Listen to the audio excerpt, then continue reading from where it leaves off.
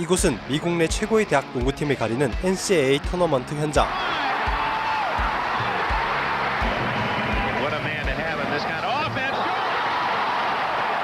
그리고 오늘은 마지막까지 살아남은 두 팀의 결승전이 진행됩니다. 역대 최고의 센터 중 한 명으로 꼽히며 슬램덩크 채치수의 모티브가 되었던 패트릭 유잉이 이끄는 조지타운 대학교와 이후 전설이 될 한 선수가 속해 있는 노스캐롤라이나 대학교. 양 팀의 치열한 공방이 벌어지며 점수는 59대 58로 노스캐롤라이나가 앞선 상황. 시합 종료까지 남은 시간은 3분 26초. 그때 동료의 패스를 받은 등번호 23번 선수.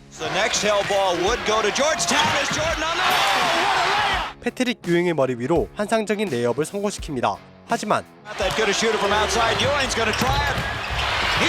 패트릭 유잉이 중거리 슛을 성공시키며 61대 60으로 바짝 추격합니다. 뒤이어 수비에 성공한 조지타운은 추가 득점에 성공하며 62대 61로 역전합니다. 시합 종료까지 남은 시간은 32초. 그때 노스캐롤라이나의 감독 딘 스미스가 타임아웃을 요청합니다. 그리고 딘 스미스는 23번 선수에게 한 가지 작전을 지시합니다. 경기가 재개되고 외곽에서 공을 돌리는 선수들. 시합 종료까지 19초 남은 그때 코트 한쪽에서 조용히 공을 기다리던 23번 선수에게 정확한 패스가 배달됩니다. 그렇게 이 골은 25년간 우승하지 못한 노스캐롤라이나 대학교를 챔피언의 자리에 올려놓았고, 그때부터 사람들은 이 선수를 마이클 조던이라고 부르기 시작합니다. 제너럴 일렉트릭 공장의 시설 관리자로 일했던 아버지 제임스 조던과 은행에서 일했던 어머니 데로리스 조던 아래에서 5남매 중 넷째로 태어난 마이클 조던은 5살이 되던 해에 노스캐롤라이나주의 윌밍턴으로 이사갑니다. 그리고 열렬한 야구팬이었던 아버지 덕분에 마이클 조던과 형인 레리 조던은 어렸을 때부터 야구와 함께했고, 마이클 조던이 9살이 되던 시기에 형과 함께 리틀리그에 참가합니다. 마이클 조던은 그때부터 야구의 두각을 나타냈기에 아버지는 형인 레리를 농구선수로, 조던을 야구선수로 키우고자 합니다. 하지만 조던은 야구 외에 농구에도 큰 관심을 보입니다. 당시 진행된 1972년 미넨 올림픽 농구 결승전에서 여러 논란과 함께 미국이 소련에 패배하는 광경을 목격한 조던은 어머니에게 말합니다. 조던이 11살이 될 때쯤 형제들은 아버지 일을 돕기 시작했는데, 아버지는 형들에 비해 기계를 잘 다루지 못했던 조던에게 깊은 상처를 줍니다. 그리고 그 말은 조던 내부에 잠들어 있던 경쟁심을 일깨웠습니다. 이후 조던은 부모님의 관심과 인정을 받기 위해 무엇을 하든 형들과 치열하게 경쟁했고, 이러한 경쟁심은 NBA 부동의 곳 마이클 조던을 만드는 원동력이 됩니다.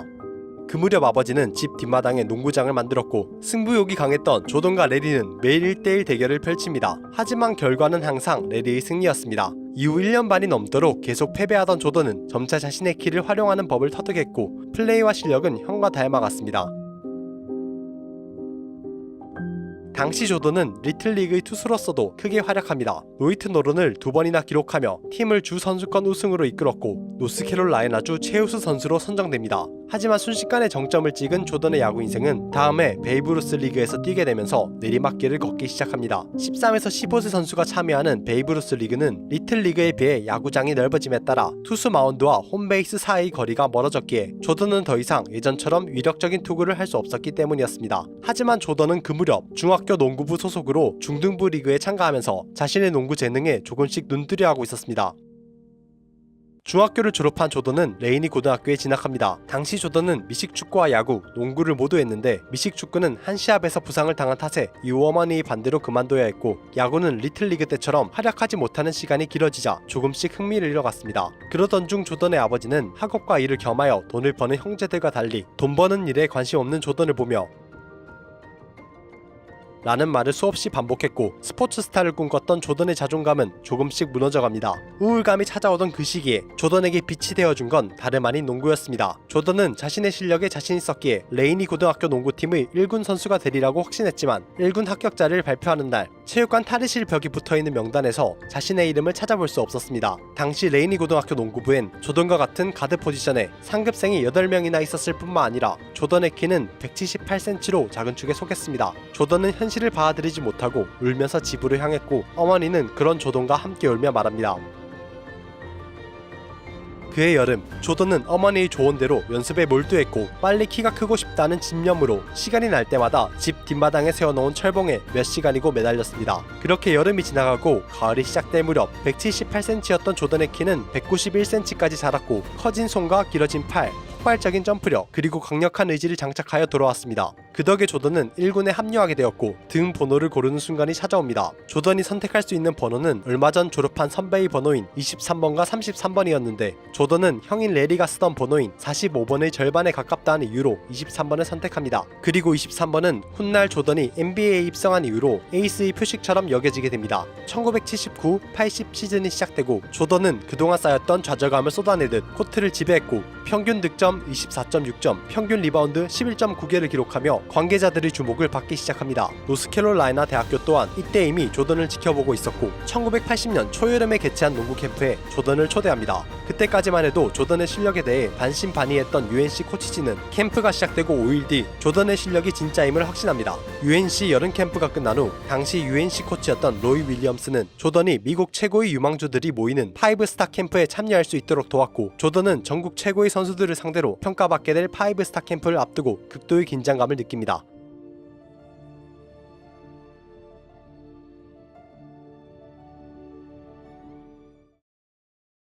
파이브스타 캠프의 설립자인 하워드 가핑클과 고교 유망주들을 보기 위해 캠프에 참가한 대학 스카우터들에겐 조던은 윌밍턴에서 온 무명 선수였지만 캠프 첫날 연습 시합이 시작되고 조던의 플레이를 본 순간 가핑클은 확신합니다.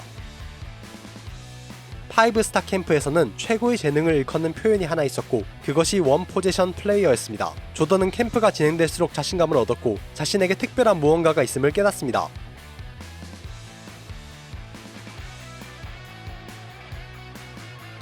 캠프가 끝나고 집에 돌아가는 조던의 손엔 각종 트로피가 가득했고 조던의 위상은 뒤바뀌어 있었습니다. 그에 따라 수많은 대학팀이 조던에게 관심을 보이기 시작했고 조던의 재능을 일찍이 눈여겨봤던 UNC는 경쟁에 내몰립니다. 하지만 조던의 부모님이 지역 명문대인 UNC를 정말 좋아했고 UNC 농구부의 감독 딘 스미스의 지도 방식을 마음에 들어했습니다.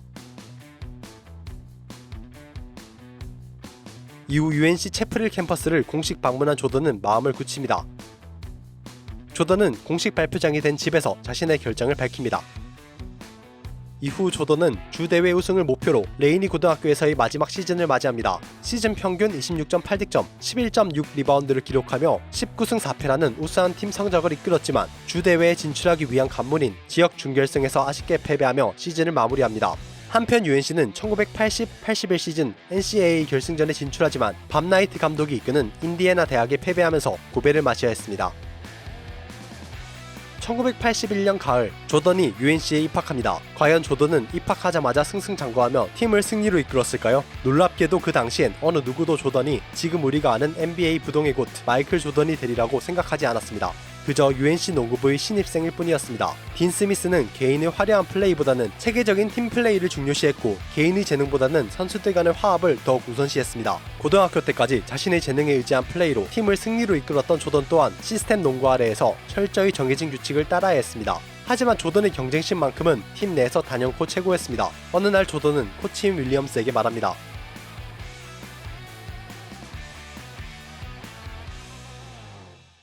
그날 이후 연습량에서 조던을 이긴 선수는 아무도 없었습니다. 그리고 조던은 어린 시절 레리 영과 1대1 시합을 했던 것처럼 농구부 선배들을 도발하여 1대1 시합을 벌이곤 했습니다. 이렇듯 오기로 가득한 조던이었지만 그가 UNC에 잘 적응할 수 있었던 이유는 조던이 가진 또 하나의 재능인 경청하는 습관 덕분이었습니다. 조던의 어머니가 가르친 이 습관 덕분에 조던은 코치들의 조언을 잘 듣고 마치 스펀지처럼 빨아들여 성장해 나갔습니다. 이 모든 과정을 지켜본 딘 스미스는 시즌 첫 경기에 출전할 주전 선수 명단에 조던의 이름을 올립니다.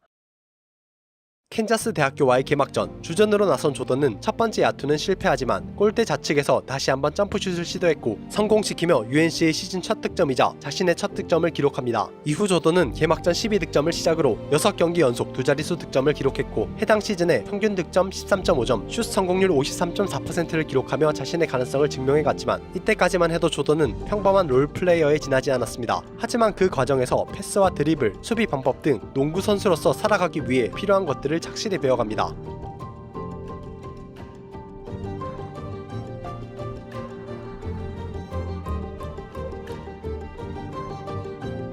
UNC가 전국 랭킹 1위로 NCAA 본선 토너먼트에 진출할 무렵 대학 무대에 적응을 마친 조던은 시합에서 강한 자신감을 보이기 시작했고 UNC는 4강전으로 직행합니다. 4강전 상대는 휴스턴 대학교로 슬램덩크 산왕고교 신원철의 모티브가 되었던 하킴 올라주온과 역대 최고의 슈팅 가드 중 한 명이라고 평가받는 클라이드 드렉슬러가 있는 팀이었습니다. 하지만 UNC는 완벽한 수비를 선보이며 단 한 번의 역전도 허용하지 않은 채 68대 63으로 승리합니다. 그렇게 1년 만에 NCAA 결승전 무대에 다시 오른 UNC. 결승전 상대는 슬램덩크 채치수의 모티브가 되었던 패트릭 유잉이 이끄는 조지타운 대학교였습니다. 전반전은 역전의 재역전을 반복하며 치열한 공방을 주고받았고 32대 31로 조지타운이 앞선 채 종료됩니다. 비슷한 양상으로 진행되는 후반전, 시합 종료까지 남은 시간은 3분 30초. UNC가 59대 58로 1점 앞선 상황에서 조던이 공을 잡습니다. 패트릭 유잉의 머리 위로 환상적인 레이업을 성공시키는 조던. 하지만 곧이어 패트릭 유잉이 중거리 슛을 성공시키며 61대 60으로 바짝 추격합니다. 연이어 수비에 성공한 조지타운은 추가 득점에 성공하며 62대 61로 역전합니다. 시합 종료까지 남은 시간은 32초. 그때 딘 스미스가 타임아웃을 요청합니다. 그리고 딘 스미스는 조던에게 한 가지 작전을 지시합니다. 경기가 재개되고 외곽에서 공을 돌리는 선수들, 시합 종료까지 19초 남은 그때 코트 한쪽에서 조용히 공을 기다리던 조던에게 정확한 패스가 배달됩니다. 그렇게 이 골은 25년간 우승하지 못한 UNC를 마침내 대학 농구계 최정상에 올려놓았고 그동안 사람들에게 마이클이라고 불렸던 조던은 이때를 기점으로 마이클 조던으로 불리게 됩니다.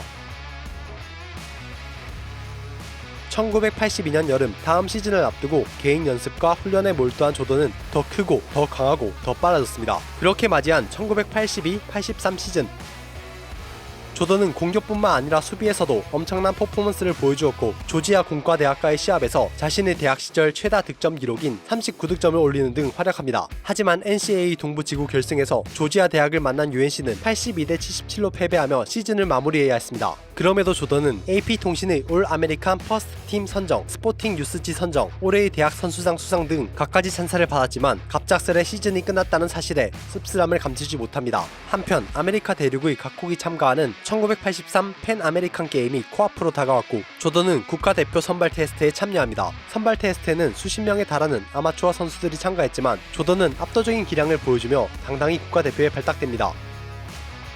팬 아메리칸 게임 첫 시합에서 멕시코를 상대로 총 27득점을 올리며 시동을 건 조던은 이후 8경기 동안 평균 득점 17.3점을 기록하며 대표팀을 이끌었고 금메달을 목에 걸었습니다. 이후 UNC로 돌아온 조던은 국제대회를 경험하며 한층 성장해 있었고 그와 더불어 동료들의 기량 또한 한층 성장합니다. 1983-84 시즌이 시작되고 UNC는 최상의 경기력을 선보이며 21연승을 달립니다.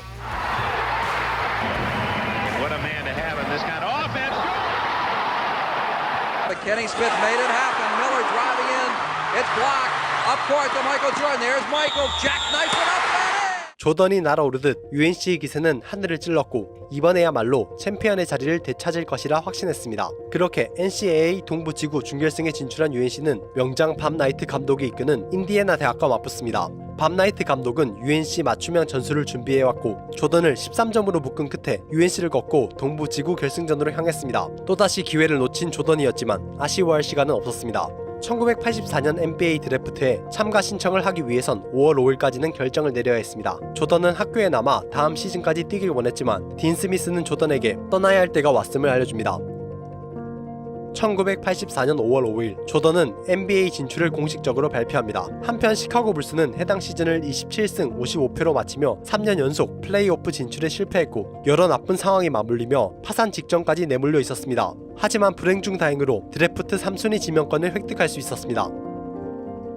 NBA 드래프트가 시작되고 드래프트 1순위 지명권을 가진 휴스턴 로키츠는 휴스턴 대학의 센터인 하킴 올라주온을 지명합니다. 이어서 2순위 지명권을 가진 포틀랜드 트레이 블레이저스는 센터 포지션의 선수가 필요했기에 켄터키 대학의 센터인 샘 보위를 지명합니다. 그리고 3순위 지명권을 가진 시카고 불스의 선택은 The Chicago Bulls pick Michael Jordan of the University of North Carolina. 마이클 조던이었습니다. 하지만 이때까지만 해도 조던은 198cm라는 상대적으로 작은 키 때문에 자신의 능력을 의심받기도 했습니다. NBA 드래프트 종료 후 조던은 1984 LA 올림픽에 국가대표로 참여합니다. 그리고 올림픽을 앞두고 진행된 NBA 올스타 팀과의 시범 경기에서 미국 대표팀은 8전 전승을 기록하며 금메달을 딸 준비를 마쳤음을 보여줍니다.